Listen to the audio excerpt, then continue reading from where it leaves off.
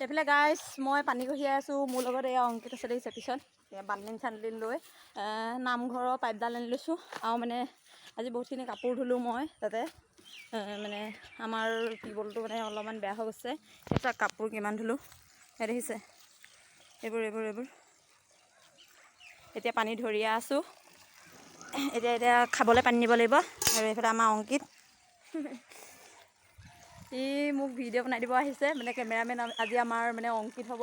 তেখেতক সুদূৰ আমাৰ ঘৰৰ মুখৰ আগৰ পৰা মাতি অনা হৈছে। এতিয়া আমাৰ কেমেৰামেন হ'ব অংকিত। গাইছ মই ধুনীয়াকৈ পানী ধুই আছোঁ। দেখিছে ঘৰলৈকে পানী নিব লাগিব। আজি দিনটো মানে কাপোৰে ধুই থকা হৈছে আৰু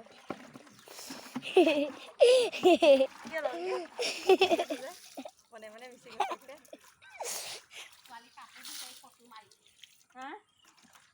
অঁ মা আছে ভিতৰত আছে।